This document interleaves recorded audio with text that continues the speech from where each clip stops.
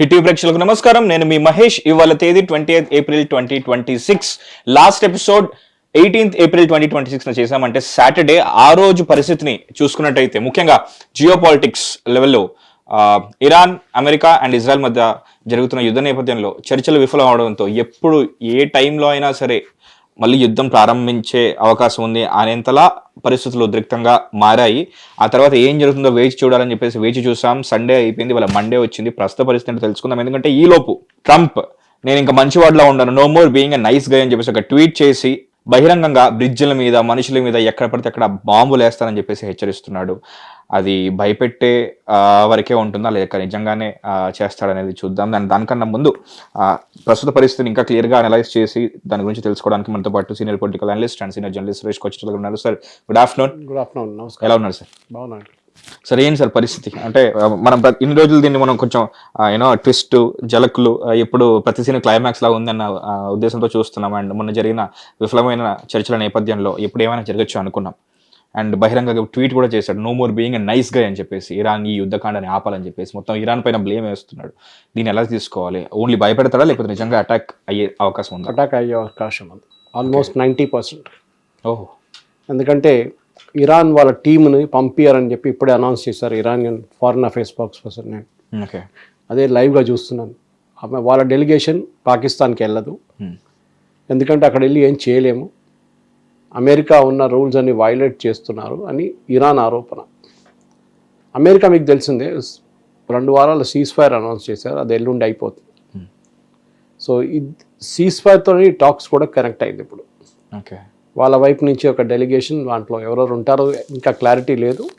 Steve Witkoff and Jared Kushner ఉంటారు, కానీ vice president vans వెళ్తారా లేకుంటే మార్కో రూబియో వెళ్తారా అని క్లారిటీ ఇంకా రాలేదు. బట్ ఇరాన్ వైపు నుంచి మాత్రం ఎలాంటిది. సో వాళ్ళు రాకపోతే వీళ్ళు ఏం చేసుకుంటారు అక్కడ? అది కూడా American vice president ego problem అయిపోతుంది. ఆయన అక్కడ వెళ్ళి ఖాళీ కుర్చీలు చూసుకొని వచ్చేస్తాడా రిటర్న్ అని.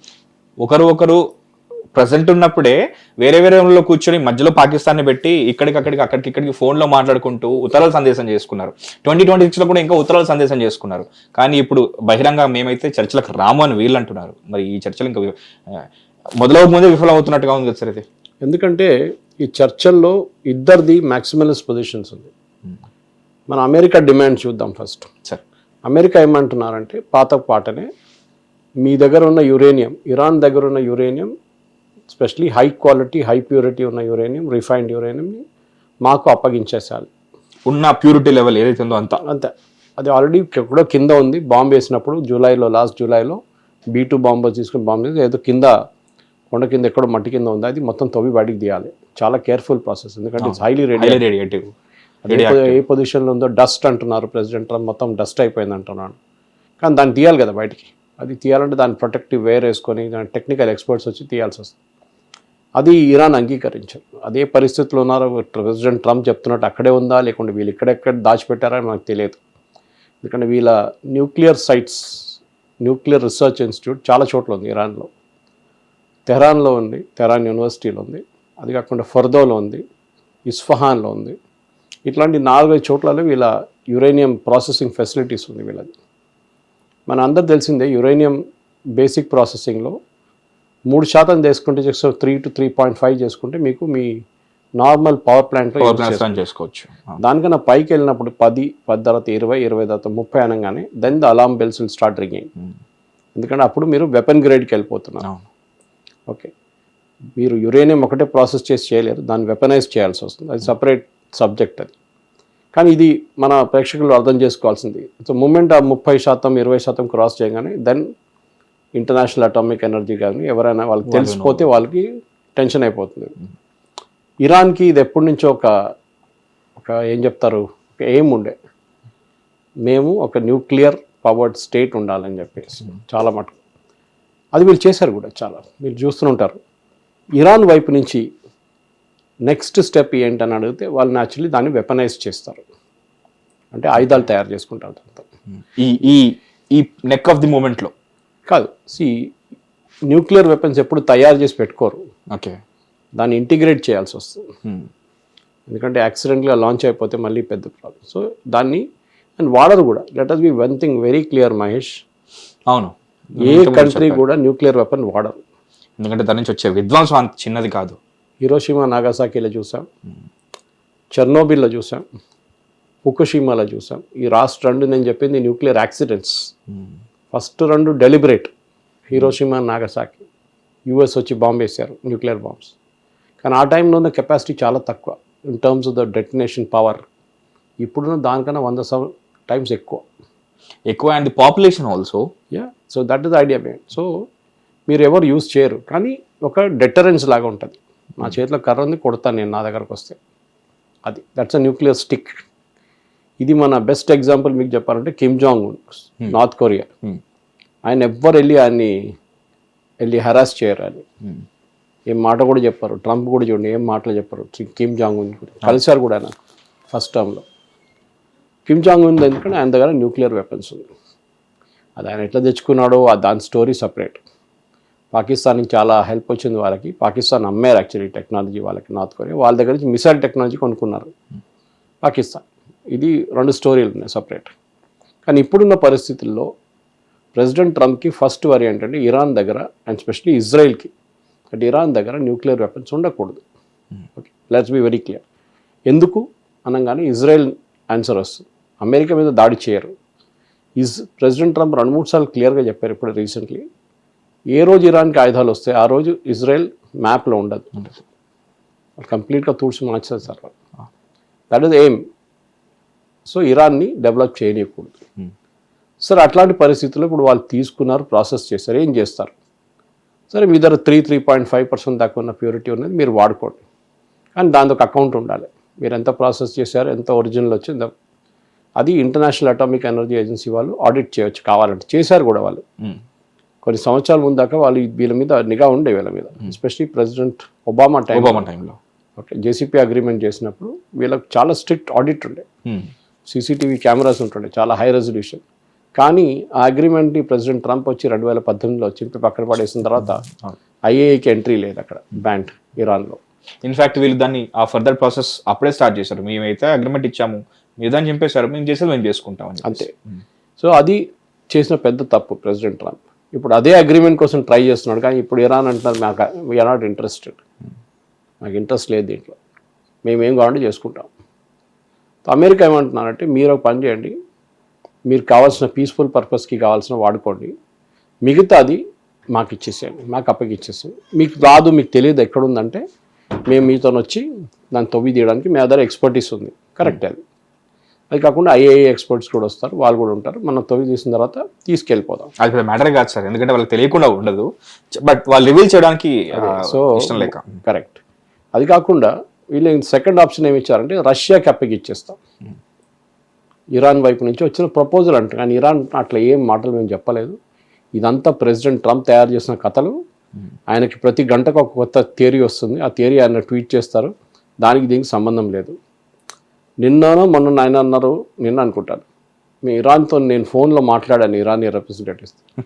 ఇప్పుడే ఫారిన్ అఫేర్స్ స్పోక్స్ పర్సన్ అన్నారు, అట్లా ఇరాన్లో ఎవరు ప్రెసిడెంట్ ట్రంప్తో మాట్లాడలేదు. ఎందుకంటే మాకు ఎవరితో దగ్గర నుంచి తిట్లు తినడానికి మాకు అవసరం లేదు, అట్లాంటి లాంగ్వేజ్ యూజ్ చేస్తారు, దానికోసం మేము ఎవరితో మాట్లాడాము. అంటే ఇది నమ్మశక్యం కూడా లేదు సార్, ఎందుకంటే మనిషి పక్కకుంటేనే మాట్లాడినప్పుడు ఫోన్లో ఎట్లా మాట్లాడతారు సార్?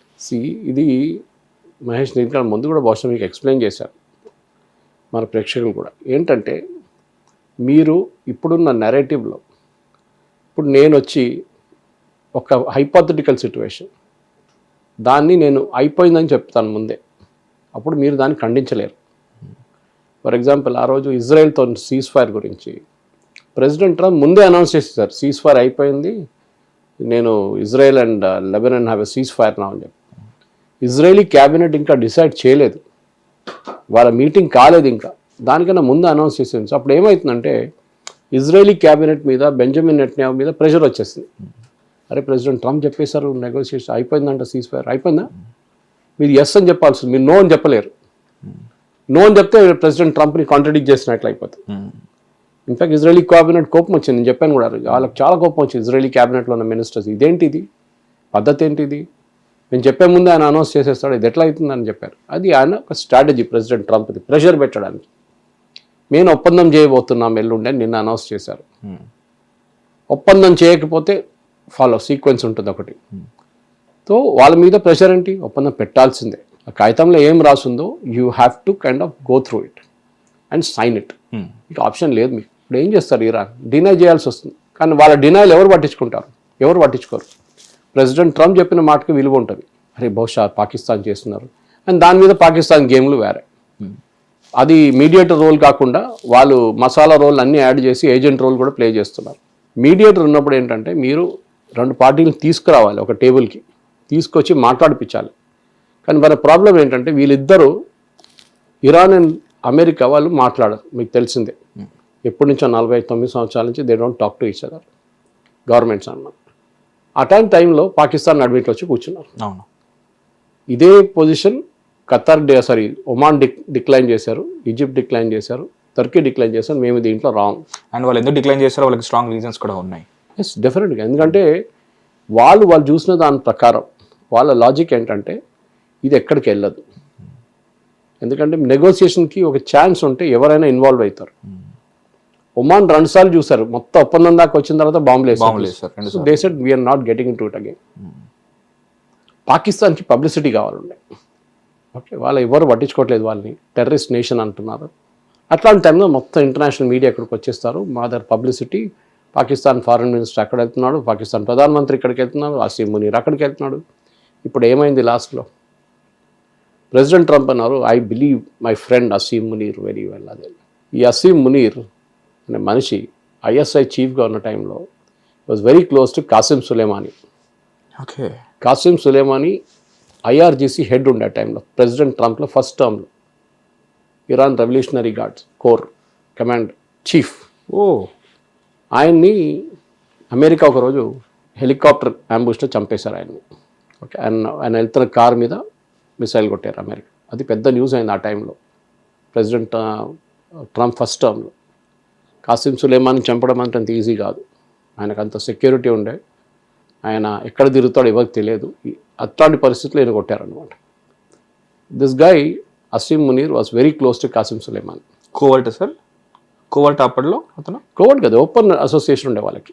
ఓకే, సో ఇప్పుడు నిన్న వాషింగ్టన్ పోస్ట్, న్యూయార్క్ టైమ్స్లో ఒక ఆర్టికల్ వచ్చింది. వైట్ హౌస్ కూడా రెడ్ ఫ్లాగ్ రేజ్ చేశారు. ఇది అసీం మునీర్ హిస్టరీ. ఇప్పుడు కూడా ఆయనకి ఇరాన్ రెవల్యూషనరీ గార్డ్స్తో సంబంధాలు ఉన్నాయి. దానికోసం ఆయన మాట్లాడగలుగుతున్నాడు. ఇప్పుడు ఇంకెవరిని వాళ్ళు పట్టించుకోరు. తో మీరు చాలా కేర్ఫుల్ ఉండాలి మనిషితో అని చెప్పి వార్నింగ్ ఇచ్చారు ఆయనకి, ఓకే, అమెరికన్ ట్రంప్కి. ఈయన కూడా అదే రోజు రిటర్న్ వచ్చేసింది పాకిస్తాన్కి. ఇప్పుడు ఇరాన్ ఏమంటున్నా అంటే మేము మా ఇంటర్మీడియరీ పాకిస్తాన్కి చెప్తున్నాం, పాకిస్తాన్ యూఎస్కి చెప్తారు, యూఎస్ అదే మాట విని మాకు చెప్తారు, పాకిస్తాన్ చెప్తారు, పాకిస్తాన్ వచ్చి మళ్ళీ ఇరాన్కి చెప్తారు. కానీ ఏం జరగట్లేదు. వీళ్ళు పెద్ద నిన్న 45 నిమిషాలు మాట్లాడిండంట ఇరానియన్ ప్రెసిడెంట్తో. ఎవరు, మన failed marshal, failed Asim Munir. ఏమైంది దాన్ని? నథింగ్, నో రీడౌట్, నథింగ్, ఏం మాట్లాడినా నథింగ్, నో డీటెయిల్స్కి ఇవ్వరు. ఇవాళ పొద్దున కూడా ఇప్పుడు మనం చూసాం ప్రెస్ కాన్ఫరెన్స్లో కూడా చాలా డినై చేస్తారు, we're not going anywhere. In fact మీకు గుర్తుంటుంది Mahesh, Iran foreign minister Abbas Araghchi ఆయన పాకిస్తాన్ నుంచి వచ్చిన తర్వాత ఒకరోజు ఈ సెకండ్ రౌండ్ గురించి స్టేట్మెంట్ ఇచ్చే ముందు ఆయన స్ట్రెయిట్ ఆఫ్ హార్మూజ్ గురించి చెప్పింది. Straight of Hormuz is open. అదేది ప్రెసిడెంట్ ట్రంప్ చెప్పింది ఒక 3 గంటల తర్వాత, 3-4 గంటల తర్వాత. అప్పుడు దాకా ఇరాన్ నుంచి రియాక్షన్ రాలేదు. So official reaction Abbas Araghchi నుంచి వచ్చింది. That strait of Hormuz is open but with certain conditions.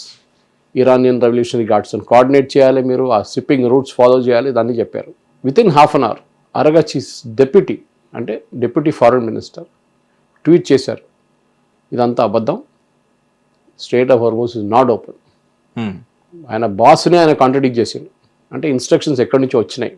Okay, that is fellow jump the gun, వీడు చెప్పడానికి అధికారం లేదు.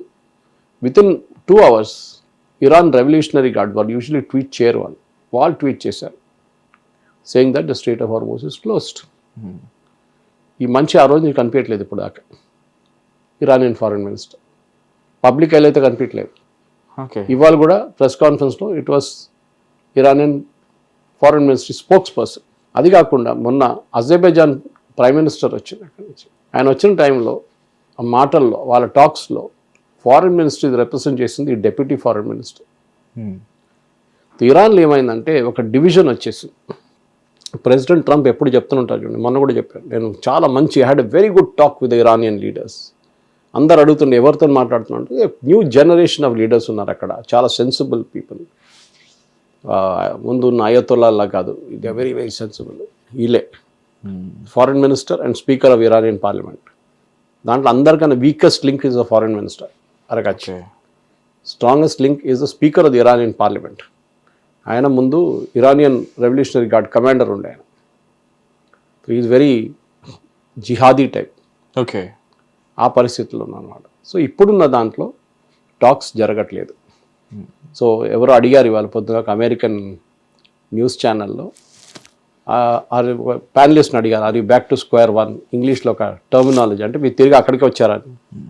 ఆయన అన్న we back to square zero అన్నారు. అంటే ఎక్కడ మొదలు పెట్టినా అక్కడ కూడా దానికన్నా దారుణం అయిపోయింది పరిస్థితి ఇప్పుడు. అమెరికా ఇప్పుడు ఏం చెప్పారు ఇరాన్కి, మీరు చూసుంటారు, ప్రెసిడెంట్ ట్రంప్ చాలా స్ట్రిక్ట్ వార్నింగ్ ఇచ్చారు, రేపు సాయంత్రం లోపల సంతకం పెట్టకపోతే అంతే. ఇప్పుడు పాకిస్తాన్ వాళ్ళు మొత్తం పరుగుతుంటారు అక్కడిక్కడ, ఇది కాకుండా చూడడానికి. Iron is not lost. Pakistan వాళ్ళ ఒక 6 F-16 F-14 అని తీసుకెళ్ళి పాకిస్తాన్లో పెట్టారు. J-15 కూడా ఉంది దాంతోపాటు, బహుశా 12 కన్నా ఎక్కువ ఉండొచ్చు ఎయిర్క్రాఫ్ట్. తీసుకెళ్ళి సౌదీ అరేబియాలో పెట్టారు. దాంతోపాటు 4,000 మంది సోల్జర్స్ని పంపించారు సౌదీ అరేబియాకి, పాకిస్తాన్ నుంచి. సౌదీ అరేబియాలో ఎవరితోనైనా యుద్ధానికి వెళ్తున్నారా? అది కూడా సోల్జర్స్ ఎందుకు? ల్యాండ్ బార్డర్ ఎక్కడ? వాళ్ళు ల్యాండ్ బార్డర్తో పోరాటం, వాళ్ళ ల్యాండ్ పక్కన ల్యాండ్ ఎవరున్నారు? యమన్ ఉంది, యమన్తో పోరాటం చేయబోతున్నారా? ఓకే, హూతీలతో వెళ్తున్నారా? ఇరాన్తో పోరాడతారా? జరిగింది ఏంటంటే, ఒకటి పాకిస్తాన్కి $5 మిలియన్ ఇస్తారని సౌదీ అరేబియా ఒక ఒప్పందం చేసుకున్నారు. ఓకే, దాంట్లో $3 బిలియన్ యూఏకి కట్టాలి. వాళ్ళు అడుగుతున్నారు డబ్బులు చాలా రోజుల నుంచి, అడుగుతూ ఇవ్వట్లేదు. అప్పుడు లాస్ట్లో డెస్పరేట్ ఇచ్చి వాళ్ళు నోటీస్ ఇచ్చేసి ఇవ్వకపోతే అంతే సంగతి అనగానే వెళ్ళి సౌదీ అరేబియా కాలు పట్టుకొని $3 మిలియన్ ఫస్ట్ ఇన్స్టాల్మెంట్లు ఇచ్చేసి ఇంకా $2 మిలియన్ రావాలంట. $2 బిలియన్ ఇంకా పెండింగ్ ఉంది సౌదీ అరేబియా నుంచి లోన్. ఇది కూడా సౌదీ అరేబియా ఏమన్నారు, నాకేం కొలాటరల్ లేదు, ఏం లేదు, నీకు ఇచ్చాను $5 బిలియన్, రేపు నువ్వు కట్టకపోతే నేనేం చేయాలి? ఓకే, నువ్వు యూఏకి కూడా కట్టలేదు, ఎన్నో సంవత్సరాల తర్వాత వాళ్ళు అడిగినప్పుడు కూడా నువ్వు కట్టలేదు, లాస్ట్లో వాళ్ళు ధమ్కి ఇచ్చినప్పుడు కట్టినావు, ఇప్పుడు వెళ్ళి అది కూడా నా దగ్గర అప్పు తీసుకొని నువ్వు పని చేయి, కొన్ని ఎయిర్క్రాఫ్ట్ తీసుకొచ్చి ఇక్కడ పెట్టు, నీ మనుషులను కూడా తీసుకొచ్చి ఇక్కడ పెట్టు, ఓకే, గ్యారంటర్ లాగా, కొలాటరల్ లాగా, మరి ఇక్కడ ఉంటారు, తాకట్టు పెట్టడం లాగా సార్. ఇంకా చెప్పాలంటే అదొక లాజిక్ ఉంది. రెండవది, వీళ్ళిద్దరు నడిమిట్లో ఒక ఒప్పందం ఉండే, పాత ఒప్పందం, దాన్ని రీసెంట్లీ రిన్యూ చేశారు, డిఫెన్స్ అగ్రిమెంట్, నేటో లాగా. ఏంటి, మా మీద దాడి చేస్తే, దట్ ఈస్ సౌదీ అరేబియా మీద దాడి చేస్తే పాకిస్తాన్ వాళ్ళని, ఆ ఎనిమీని ట్యాకిల్ చేస్తారు, పాకిస్తాన్ సహాయిస్తారు నేటో లాగా. They will come to the help of Saudi Arabia.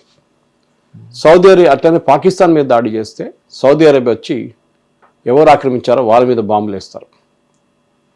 మనం మోడల్ పక్కన పెడదాం, మనం పాకిస్తాన్ రేపు అటాక్ చేస్తే సౌదీ అరేబియా వస్తారా?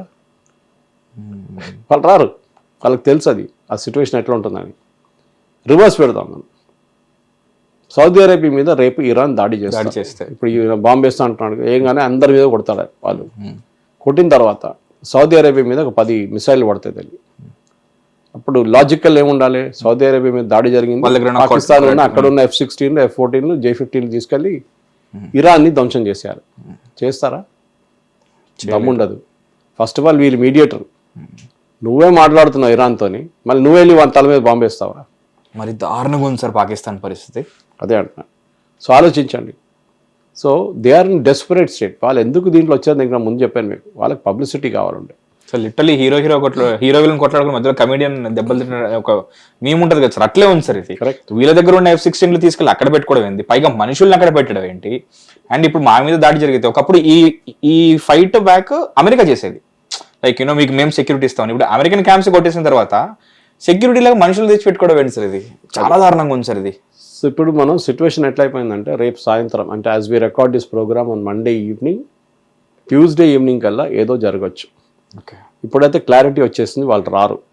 పాకిస్తాన్ డెస్పరేట్ అసీముని అని చెప్పాను చూడండి, 45 నిమిషాలు కాల్ చేశారంట ప్రెసిడెంట్తో, ఇది ఇరానియన్ ప్రెసిడెంట్ అని. వీళ్ళు అంటే పాకిస్తాన్కి ఇప్పుడు కూడా ఇంత చేసిన తర్వాత కూడా అర్థం కావట్లేదు, ఇరాన్లో ఉన్న పొలిటికల్ ఈక్వేషన్స్ మారిపోయింది February 28 తర్వాత. అంతర్గత యుద్ధంలా ఉంది సార్ ఇది. కంప్లీట్లీ వాళ్ళ నడిమిట్లో ముల్లాలు అప్పుడు దాకా కంట్రోల్ చేస్తుండే దేశం మొత్తం. ఇప్పుడు ఐఆర్జీసీ చేతిలో ఉంది అది, ఇరాన్ రెవల్యూషనరీ గార్డ్స్ కోర్ వాళ్ళ చేతిలో ఉంది. And they are very hard core. వాళ్ళు ట్వీట్ చేసేంత లైక్ కాంట్రాడిక్ట్ చేసి ట్వీట్ చేసేంత వరకు వచ్చారంటే like they are very clear, we will not surrender to America. ఏమైనా కానీ మమ్మల్ని కొట్టి చంపినా కానీ మేము అమెరికా వ్యతిరేకంగా మేము పోరాడుతూనే ఉంటాం. ఇన్ఫాక్ట్ వాళ్ళు మనం చేసిన ఎపిసోడ్ వరకు కూడా అవసరమైతే ఆత్మాహుతి కూడా రెడీ అయ్యారు వాళ్ళు. సో ఇప్పుడు మన ఇండియన్ షిప్స్ మీద అటాక్ చేశారండి, మీరు చూసుంటారు స్ట్రేట్ ఆఫ్ హార్మోస్లో మొన్న రాత్రి. సరే మెత్త డ్యామేజ్ ఏం కాలేదు, చిన్న అటాక్ ఉంది. కానీ ఇండియన్ షిప్ మీద ఎందుకు చేశారని అడిగి ప్రెసిడెంట్ ట్రంప్ దానికి జవాబు ఇచ్చారు. అది ఇండియన్ షిప్ కాదు, ఫ్రెంచ్ అండ్ యూకే షిప్ అంటున్నాం. అది ఆయన లాజిక్, అది అర్థం కాదు. అది పేరు ఇండియన్, ఫ్లాగ్ ఇండియన్, మళ్ళీ అది కాదు అది యూకే వాళ్ళ షిప్ అంట, ఫ్రెంచ్ వాళ్ళ షిప్ అన్నారు. ఎవరు కాంట్రడిక్ట్ చేయలేదు ఆయన. బట్ ఇండియన్స్ కూడా ఇండియన్స్ చేయక్కర్లేదు, మనం జస్ట్ కీపింగ్ క్వైట్. మనం క్వైట్గా షిప్ని బయట తెచ్చుకుంటాం ఎట్లయినా. ఇప్పుడు పరిస్థితి ఏమైపోయిందంటే ఈ సీజ్ ఫైర్ అనేది ఎల్లుండి అయిపోతుంది. ఓకే, సో వీళ్ళు టాక్స్ కూడా అట్లనే ప్లాన్ చేశారు. ఇది ఫెయిల్ అయింది అనుకోండి, రేపు ఫెయిల్ అవుతుంది 100%. ఫెయిల్ అయినాగానే ఎల్లుండి నుంచి సీజ్ ఫైర్ అయిపోయింది, మేము కొట్టడం మొదలు పెడుతున్నాం అని చెప్పేస్తారు. ఆల్రెడీ సీజ్ ఫైర్ బ్రేక్ అయిందని అమెరికా ఒక హింట్ ఇచ్చారు. మీరు షిప్ మీద అటాక్ చేశారు చూడండి స్ట్రేట్ ఆఫ్ హార్మోస్లో, తో సీజ్ ఫైర్ పోయింది, నో లాంగర్ అప్లికబుల్. ఇరాన్ ఏమంటారు, మీరు గల్ఫ్ ఆఫ్ ఒమాన్లో మీరు మీ మొత్తం వార్షిప్స్ని పెట్టుకొని బ్లాక్ చేస్తున్నారు. నిన్న రాత్రి ఒక ఇరానియన్ వెసల్, ఫ్లాగ్డ్ వెసల్ ఇరాన్కి వస్తుంది through the Arabian sea. Gulf of ఒమాన్కి వచ్చినప్పుడు మీరు దాని మీద దాడి చేసి దాన్ని ఇంజిన్ రూమ్ ధ్వంసం చేసి వారిని ఆక్యుపై చేసుకున్నారు. మీరు పారాట్రూపర్స్ని దానిపైన దింపారు. ఇప్పుడు ఆ షిప్ మీ చేతిలో ఉంది. అమెరికా అంటున్నారు అక్కడ కూడా కాదు, లోకంలో ఎక్కడ ఉంటే కూడా చైనీస్ ఈ షిప్స్ని మేము పట్టుకుంటాం. దీన్ని గోస్ట్ షిప్స్ అంటారు దీన్ని. దాంట్లో ఆయిల్ నింపుకుంటారు, తిరుగుతూనే ఉంటారు వీళ్ళు, ఎవడో కొంటాడని చెప్పేసి వాళ్ళ దగ్గర. ఓకే, రష్యా కూడా చేస్తారు అది. ఓకే, అట్లాంటి పరిస్థితుల్లోనే ఈ షిప్లన్నీ ఎక్కడున్నా కానీ మేము పట్టుకుంటాం, ఇంటర్నేషనల్ అంగడి నీళ్ళల్లో ఎక్కడైనా. సో ఇరాన్కి ఇప్పుడు టెన్షన్ అయిపోయింది ఏం జరగబోతుంది అనేది. అండ్ డెఫినెట్గా ఎందుకంటే ఇట్లాంటి పరిస్థితుల్లో ఇరాన్ దగ్గర ఎక్కువ ఆప్షన్స్ లేదు. ఇప్పుడు నిన్న ఒక రిపోర్ట్ వచ్చింది, వాషింగ్టన్ పోస్ట్ అనుకుంటా, ఇరాన్ది 70% ఆయుధాలు అంటే మిసైల్స్ అండ్ డ్రోన్స్ ఇంటాక్ట్ ఉంది, ఇంత బాంబింగ్ చేసిన తర్వాత కూడా, ఇన్ని కొట్టిన తర్వాత కూడా. ఓకే, అగైన్ అక్కడ 2 రీజన్స్ ఉండొచ్చు. ఒకటి ఇరాన్ కాన్ఫిడెన్స్ పెంచడానికి పెట్టిన స్టోరీ ఉండొచ్చు ఇది. ఓకే, మొన్న కూడా చూసాం మనం సీజ్ ఫైర్ టైంలో వాళ్ళు తవ్వుతున్నారు, శాటిలైట్ ఇమేజ్ చూపించారు, జేసీబీలు తీసుకొచ్చి వాళ్ళ లాంచర్స్ అంతా మట్టి కింద వెళ్ళిపోయింది బాంబింగ్లో, అది బయట తీస్తున్నారు దాన్ని. ఓకే, ఇప్పుడు వాళ్ళు బాంబ్ చేయలేరు కదా ఈ టైంలో, ఇజ్రాయెల్ కానీ ఎవరైనా కానీ తీస్తున్నారు. ఆ శాటిలైట్ ఇమేజ్ చాలా క్లియర్గా కనిపిస్తుంది. అమెరికా కూడా తెలిసిపోతుంది ఎక్కడ పోయిందని కూడా, రేపు కావాలంటే అక్కడే బాంబు వేసేస్తారు వాళ్ళు. కానీ అది కాదు ప్రాబ్లం, ఇది తీసిన తర్వాత కూడా వాళ్ళ దగ్గర ఇంత స్టాక్ ఉందా లేదా అని ఎవరికి తెలియదు. ఇది ఒక కౌంటర్ స్ట్రాటజీ కూడా ఉండొచ్చు.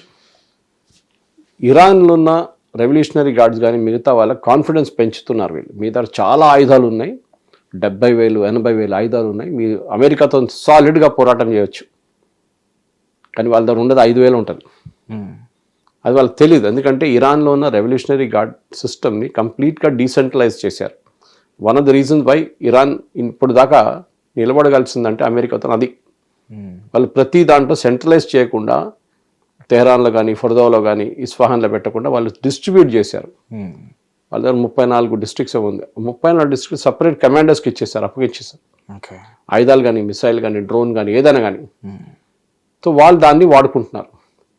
ఇప్పుడు మీరు ఒక కమాండర్ ఉన్నారు ఒక డిస్ట్రిక్ట్లో, అంటే మీరేం చూస్తారు, అరే వీళ్ళు చెప్పారు మన ఆయుధాలను నాకు చాలా బాగుంది, ఒక పని చేస్తాను, నా దగ్గర ఉన్న ఆయుధాలన్నీ కొట్టేస్తాను నేను, ఒక 10% ఉంచుకొని మొత్తాన్ని కొట్టే మన చాలా ఉన్నాయి కదా మన దగ్గర.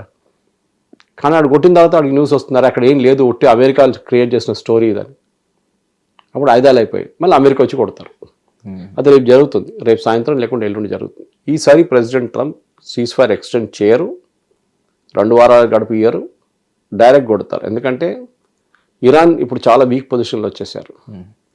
సరే మీరు 40 రోజులు ఇప్పుడు 52 రోజులు అయింది, ఇప్పుడు మీరు నిలబడగలరు, మీరు చాలా బాగా ఫైట్ చేశారు, కరెక్ట్, అంత బాగానే ఉంది.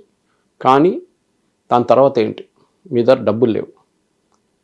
ఒకరోజు దీనికన్నా ముందు కూడా ఎక్స్ప్లెయిన్ చేస్తాను. ప్రతిరోజు Iran was earning about $140 million oil అమ్ముకొని స్ట్రేట్ ఆఫ్ హార్మోస్ నుంచి. ఇప్పుడు అది బంద్ అయిపోయింది. సో వాళ్ళకి ఇప్పుడు సడన్గా తెలిసింది ఫైనాన్షియల్ కరెన్సీ అంటే ఏంటనేది. డబ్బులు లేదు, సరుకులు కొనడానికి డబ్బులు లేవు, ఎక్కడి నుంచి ఇప్పుడు అమ్మిన వాళ్ళు కూడా డబ్బులు ఇవ్వరు. ఇప్పుడు చైనీస్ ఉండొచ్చు, ఎవరైనా ఉండొచ్చు. ఆ పరిస్థితిలో వచ్చేసారు ఇరాన్. వాళ్ళ ప్రజలకి రేపు అక్కడున్న గవర్నమెంట్ సర్వెంట్స్కి, మిగతా సెక్టర్స్లో ఉన్న వాళ్ళకి జీతం ఇవ్వాల్సి వస్తుంది, దానికి డబ్బులు లేవు. సో న్యాచురల్లీ వీళ్ళు ప్రొటెస్ట్ చేస్తారు, రోడ్డు మీద దిగుతారు. అమెరికా ఏమో పవర్ ప్లాంట్ మీద కొడతారంటున్నారు. మీరు వినుంటారు, ప్రెసిడెంట్ ట్రంప్ రోడ్ల మీద, బ్రిడ్జెస్ మీద, పవర్ ప్లాంట్స్ మీద మొత్తం దాడి చేస్తారు. ఆయన చేస్తారు, ఎందుకంటే చేశాడు. ఒక్కసారి మీరు పవర్ ప్లాంట్ మీద కొడితే వాళ్ళకి పవర్ ఉండదు, ఎలక్ట్రిసిటీ ఉండదు. ఈ వెదర్లో అక్కడ అన్ని ఏసీ లేకుండా మీరు ఉండలేరు. 10 రోజులు, ఒక 5 రోజులు 10 రోజులు జనరేటర్ మీద నడిపిస్తారు. దాని తర్వాత ఏంటి సంగతి? ఓకే, ఇది పెద్ద ఒక ఇష్యూ కాబోదు. సో ప్రజలు ప్రొటెస్ట్ చేయొచ్చు. మూడోది, ఇరానియన్ రెవల్యూషనరీ గార్డ్లోనే ఒక స్ప్లిట్ ట్రై చేస్తున్నారు అమెరికా, సిఐని యూజ్ చేసి. కొంతమంది చెప్పారు, మిమ్మల్ని పట్టుకుంటే ఆ పాత కేసులన్నీ ఉన్నాయి చూడు, మీరు 40,000 మందినో 30,000 మందిని చంపారు ఇప్పుడు రీసెంట్లీ, ఆ కేసులన్నీ మీ మీద పెట్టి మిమ్మల్ని ప్రాసిక్యూట్ చేస్తాం and we will get you death sentence. లేకుంటే నువ్వు పని చేయి, మీతోనున్న 5,000 మందిని తీసుకొని ఇటువైపు వచ్చేసి మా వైపు అండ్ ఒఫిషియల్గా ఫైట్ చేద్దాం ఇరానియన్ రెజీమ్తో. సో ఇరానియన్ రెజీమ్ అనేది మనందరూ తెలిసిన డిక్టటోరియల్ రెజీమ్, యాక్చువల్లీ యూస్లెస్. వాళ్ళని కొట్టాల్సిందే. There is something which I agree with president Trump. Totally last 49 సంవత్సరాలు వాళ్ళు కంప్లీట్గా ధ్వంసం చేశారు. They totally finished off Iran. So వాళ్ళని అక్కడ ఉమెన్కి ఫ్రీడమ్ లేదు, హిజాబులు, బుర్కాలు ఇదన్నీ వేసుకోవాల్సి వస్తుంది. వేసుకోవాలని చంపుతారు రోడ్డు మీద, ప్రొటెస్ట్ చేయకూడదు, చాలా స్ట్రిక్ట్ రూల్స్ అండ్ రెగ్యులేషన్స్. అది ఇల్లాజికల్ రీజన్స్. షాఫ్ ఇరాన్ టైంలో ఉన్న అక్కడ దాకా వెళ్ళాలని చెప్పట్లేదు నేను. Where girls in Tehran university మినిస్కర్ట్లు వేసుకొని తిరుగుతుండే ఆ టైంలో. 79లో ఒకటి ఉంటుంది, 26లో ఇప్పుడు ఇంకో వరల్డ్ ఉంటుంది. కానీ ఎక్కడో ఒక చోట్ల there should be lot of movement. ఎందుకంటే మీరు పక్కన సౌదీ అరేబియా చూడండి. మొహమ్మద్ బిన్ సల్మాన్ అంటున్నా, నేను సౌదీ అరేబియాని యూరోప్ చేసేస్తాను 2030 దాకా. 4 సంవత్సరాలు ఉన్నాయి. దుబాయ్ చూడండి, ఇట్ లుక్స్ లైక్ బ్యాంకాక్. అంత ఫ్యాషన్ అది ఇది దుబాయ్లో. సో మీకు ఎప్పుడు అనిపించదు you're in an Islamic regime అని. కానీ ఇరాన్లో అది ఉంది. సో ఇరానియన్స్ ఆల్సో వాళ్ళ పాత సిస్టమ్కి వెళ్ళాలనుకుంటున్నారు. వాళ్ళకి చాలా ఫ్రీడమ్ ఉండే ఆ టైంలో. ఇప్పుడు మనకి ఇరాన్ లోపల ఏం జరుగుతుందని తెలియట్లేదు Mahesh. Complete internet shut down. February 28 నుంచి వాళ్ళ దాకా 52 రోజులు ఇంటర్నెట్ లేదు. అక్కడ ఏం జరుగుతుందో లోపల ఎవరికి తెలియదు. కొన్ని వీడియోస్ బయటకు వచ్చినాయి, దాంట్లో చాలా క్లియర్గా గాజా కన్నా దారుణం ఉందంట పరిస్థితి. కంప్లీట్గా కొట్టేశారు అమెరికా అండ్ ఇజ్రాయెల్ కలిసి. కానీ అక్కడ ప్రజలు దాని గురించి మాట్లాడలేకపోతున్నారు, దాన్ని ప్రొటెస్ట్ చేయలేకపోతున్నారు, బయటకు దిగి వాళ్ళ మాటలు చెప్పుకోలేకపోతున్నారు. వాళ్ళు ఈ పరిస్థితిలో ఉన్నారు ఇప్పుడు. So with in next 48 hours చాలా క్రూషియల్గా ఉండబోతుంది. బహుశా it's a fight to the finish. America ఇన్ని రోజుల నుంచి వెయిట్ చేస్తున్నారు. ఇదే వాళ్ళకి దొరికిన మూమెంట్. సరే, కొన్ని డ్యామేజెస్ ఉంటుంది, ఇక్కడ అక్కడ కలిసి కొన్ని డ్యామేజెస్ జరగవచ్చు. పక్కనున్న ఖత్తర్ మీద, బహ్రెయిన్ మీద, కువైట్ మీద, సౌదీ అరేబియా, యూఏఈ వీళ్ళ మీద అన్ని దాడి చేస్తారు Iran. Fight to the finish అన్నమాట లాస్ట్లో. నేను మునుగుతా, నిన్ను కూడా తీసుకుపోతా తోడని చెప్పి ఆ పాలసీలో వచ్చేసారు వాళ్ళు. మనం చూడాల్సింది. ఇప్పుడు మనం every hour we're seeing a different thing. ఇప్పుడు ఒక గంట ముందు దాకా ఏమన్నారు, ఇరాన్ వెళ్ళొచ్చు. ఇప్పుడు వాళ్ళు క్లారిఫై చేస్తారు, మేము వెళ్ళట్లేదు. బికాస్ అక్కడ వెళ్ళి ఏం మాట్లాడతాం? మేము చెప్పింది వాళ్ళు అంగీకరించట్లేదు, వాళ్ళు చెప్పింది మేము అంగీకరించట్లేదు. మళ్ళీ ఏం కావాలి? ఇప్పుడు ఏం చేద్దాం? ఏం చేయలేము. ఆ పరిస్థితిలో ఉన్నారు సార్. ఇప్పుడు 2 దేశాలకి చూసుకుంటే ఇప్పటి వరకు అయిన ఖర్చు అమెరికాకి చాలా ఎక్కువ. ఇన్ఫ్యాక్ట్ ఇన్ని రోజుల్లో ఎందుకు ఇంకా మళ్ళీ ప్రతి దాడి ఎందుకు చేయట్లేదు అమెరికా అంటే, కొద్దో గొప్ప అతని మీద ఉన్న ఆంక్షలు, ఇప్పటికే ఖర్చు ఎక్కువ అయిపోయింది, ఇంకా నువ్వు ఎక్స్ట్రా డబ్బులు అడుగుతున్నావు, ఎక్కడి నుంచి తెస్తామనే ఉద్దేశంతో సరే సీజ్ ఫైర్ నాటకమో లేకపోతే స్ట్రైట్ ఆఫ్ హార్మోస్ నాటకమో మొత్తానికి తనలో తానే ట్వీట్ చేస్తూ తనే మాట్లాడుకుంటూ ఏదో వెరిగా చేశాడు సార్. బట్ ఇప్పుడు పరిస్థితులు కాదు, కంపల్సరీ అటాక్ చేయాల్సిన అవసరం అండ్ మొమెంట్ కూడా అలాగే ఉంది. ఎందుకంటే ఇప్పుడు ఫైట్ టు ది ఫినిష్ అన్నట్టుగా వాళ్ళ దగ్గర కూడా వాళ్ళ బలం తగ్గింది. ఇదే మనం మొన్న కూడా మాట్లాడుకున్నాం సేమ్ ఎపిసోడ్ గురించి. వాళ్ళ బలం కూడా తగ్గింది. ఈ టైంలో ఇరాన్ నుంచేమో లైక్ మేము ఎంతవరకు అయితే అంతవరకు అవసరమైతే ఆత్మహుతి దాడి చేసుకున్నా సరే మేము గెలిపించుకుంటాం, like will give it all in అన్నట్టుగా వీళ్ళు ఉన్నారు. సో స్టాటిస్టికల్గా ప్రాక్టికల్గా చూస్తే ఆబ్వియస్లీ అమెరికాదే లైక్ విన్ సిచ్యువేషన్లో ఉంది ఇప్పుడు. కరెక్ట్. అండ్ ఏదైతే తను కోరుకుంటున్నాడు రెజ్యూమ్ చేంజ్ అని చెప్పేసి, అది జరిగే అవకాశం ఉందా? ఉంటుంది. నేను చెప్పాను చూడండి, it all depends on revolutionary గార్డ్స్ని ఏం చేస్తారని. కానీ అమెరికాది ట్రాక్ రికార్డ్ ఎట్లయిపోయిందంటే, వాళ్ళు ఏ దేశంలో ఏదైనా మార్పు చేయాలనుకున్నారో ఆ దేశంని మొత్తం ధ్వంసం చేసేవాళ్ళు. Take Afghanistan, sir, Iraq, Libya, Syria, వీళ్ళు ఎక్కడ వెళ్ళారో రెజ్యూమ్ చేంజ్ చేశారో ఆ దేశం దాని తర్వాత కంప్లీట్గా ఫినిష్ అయిపోయింది. ఇరాక్లో గవర్నమెంట్ ఉంటా అంటే ఉందని చెప్పొచ్చు, రాష్ట్రపతి ఎవరంటే నాకు తెలియదు. సిరియాలో ఒక టెర్రరిస్ట్ని తీసుకొచ్చి లీడర్గా కూర్చోబెట్టారు ప్రెసిడెంట్గా. లిబియాలో ఏం జరుగుతుందో ఎవరికి తెలియదు. ఆఫ్ఘనిస్తాన్లో మీకు తెలిసింది, అక్కడ తాలిబాన్ ఒక తాలిబాన్ తీసి ఇంకో తాలిబాన్ పెట్టారు, అంతా చేశారు అమెరికా. ఈ పరిస్థితుల్లో అమెరికా రేపు ఇరాన్లో కూడా ఇంటర్ఫీర్ చేయగలిగితే ఇరాన్ 10 సంవత్సరాల తర్వాత ఏమైపోతుంది ఇరాన్ది, అది పెద్ద ప్రశ్న.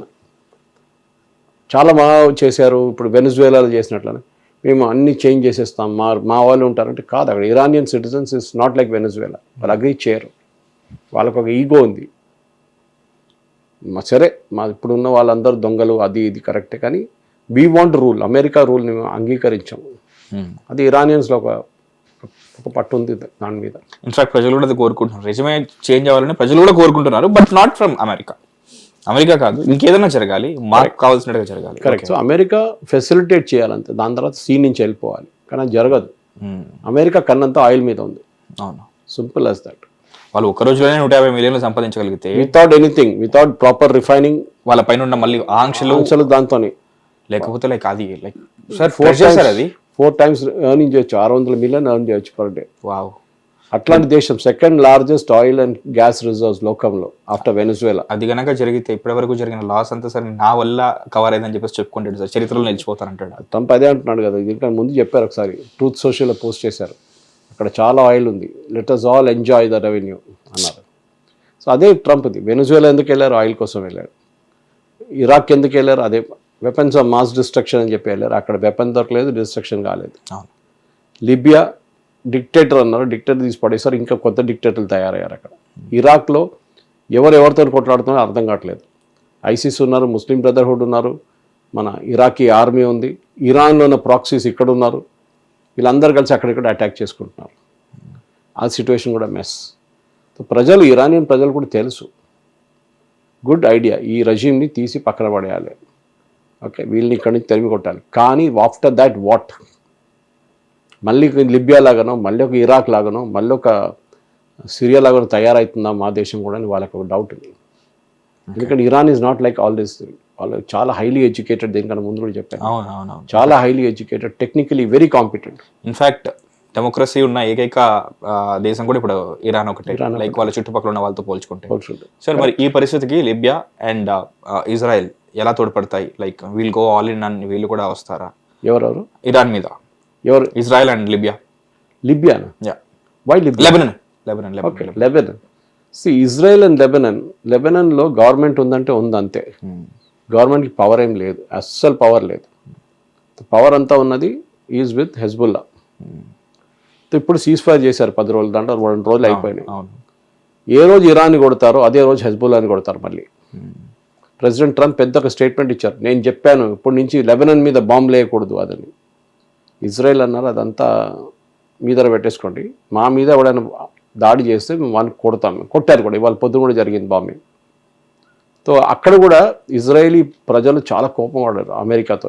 ఏంటి మా ఫ్యూచర్ మీరు ఎట్లా కన్సిడర్ చేస్తారు, మేము సఫర్ అవుతున్నాం, మా మీద బాంబులు వేస్తున్నాడు వాడిని ఫినిష్ చేయకుండా మీరు సీజ్ ఫైర్ పెట్టారు ఏంటని చెప్పి చెప్పంగా నెక్స్ట్ డే అక్కడ ఉన్న జూయిష్ లాబీ ఎంత పవర్ఫుల్ అంటే మహేష్ మీకు చెప్పాను, they really dictate American politics. Next day president Trump ఒక ట్వీట్ చేశారు మళ్ళీ ట్రూత్ సోషల్లో, Israelis are great people, Israelis are great fighters, they always fight to win. మారిపోయింది మళ్ళీ. దాని తర్వాత ఇజ్రాయెల్ డైలీ కొడుతున్నారు, ఇప్పుడు ఎవ్వడేమంటలేదు. Lebanese government is absolutely useless.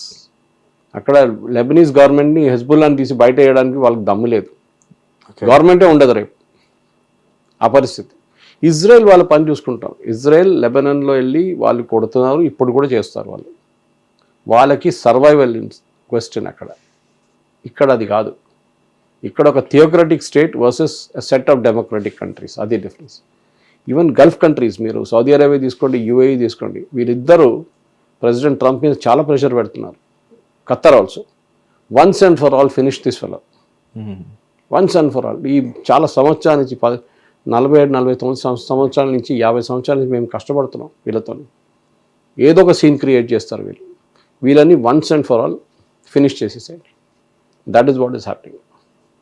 అది జరుగుతుంది. సో అది అర్ధ శతాబ్దంగా కొనసాగుతున్న ఒక యుద్ధం మొత్తానికి ఒక ఎండ్కి వచ్చే ప్రీ క్లైమాక్స్ స్టేజ్లో ఉంది. ఇది ఈ ప్రీ క్లైమాక్స్ స్టేజ్ ఇప్పుడు మనం అనాలిసిస్ ఏదైతే చేసామో senior political journalist and Suresh Kochital garu చెప్తున్నట్టు ఇది వన్స్ అండ్ ఫర్ ఆల్ మొత్తానికి ముగుస్తుందా, లేకపోతే మనం సినిమాల్లోనో వెబ్ సిరీస్లో చూసినట్టు ప్రీ క్లైమాక్స్లో ఒక హీరో వచ్చి సపోర్ట్ ఇచ్చి మొత్తం గెలిపించినట్టు ఇంకేదన్నా కొత్త దేశం దీనికి యాడ్ అయ్యి సపోర్ట్ ఇచ్చి మళ్ళీ ఇరాన్ దేశాన్ని మళ్ళీ బలపరుస్తారా లేదో చూడాలి. బట్ ప్రస్తుతం ఉన్న పరిస్థితి మాత్రం ఎప్పుడు ఏం జరుగుతుందో అన్నట్టుగానే ఉంది. అండ్ ఆ తాజా పరిస్థితిని మనం నాకు తెలిసి ఇంకొక 2 days వరకు వెయిట్ చేసి చూస్తే మనకు ఇంకొక బెటర్ క్లారిటీ వస్తుంది. రేపు ఈవినింగ్ నుంచి మొదలవుతుంది. Hopefully will do episode. మాకు దానికి సంబంధించిన అప్డేట్స్ వస్తే కనుక ఇరాన్ పరిస్థితి ఏంటి, రెజ్యూమే మారుతుందా, లేకపోతే వాళ్ళు మళ్ళీ తిరిగి బలోపేతం అయ్యి మళ్ళీ కొత్తగా యుద్ధం స్టార్ట్ చేస్తారా, లేకపోతే హోరాహోరీగా పోరాడతారా, అసలు ఏం జరుగుతుందా, 50 ఏళ్ల యుద్ధ చరిత్ర ఒక ఎండింగ్కి వచ్చే మనం కళ్ళారా చూస్తున్న ఒక పాయింట్లో ఉన్నాం మనం. సో అది మీరు ఇంకా ఎప్పటికప్పుడు తెలుసుకోవాలంటే హిట్ టీవీకి స్టే ట్యూన్ అయి ఉండండి. And Suresh sir, thank you so much. Thank you very much. Stay tune to hit TV. This is Mahesh. Hit TV app, ఇందులో short news, live news, entertainment shows, movies, digital magazines తో పాటు మీ జిల్లా వార్తలను కూడా ఫ్రీగా చూడొచ్చు. ఇంకెందుకు ఆలస్యం, వెంటనే హిట్ టీవీ యాప్ ని డౌన్లోడ్ చేసుకుని ఫ్రీగా ఎంటర్టైన్మెంట్ పొందండి. Hit TV app. Hit TV app. Please download hit TV app. Hit TV యాప్ని ఫ్రీగా డౌన్లోడ్ చేసుకొని ఎంజాయ్ చేయండి. మీకు నచ్చిన ఎంటర్టైన్మెంట్ కోసం హిట్ టీవీ యాప్ ని ఫ్రీగా డౌన్లోడ్ చేసుకుని ఎంజాయ్ చేయండి. హిట్ టీవీ యాప్ ని డౌన్లోడ్ చేసుకుని ఆస్వాదించండి, ఆశీర్వదించండి. ఇంతమంది సెలబ్రిటీలు హిట్ టీవీ యాప్ ని డౌన్లోడ్ చేసుకోండి అని చెప్తున్నారంటే ఎంత మంచి యాప్ ఆలోచించండి. అమెరికా అమెరికా అమెరికా అమెరికాలో చదవాలనుకునే వాళ్ళకి విశ్వసనీయమైన పేరు మన శౌర్య కన్సల్టెన్సీ. UK లో 1 year masters. UK లో 1 year masters. 2 years work permit up to 5 years visa. Contact Saurya Consultancy. Contact 89851 89851.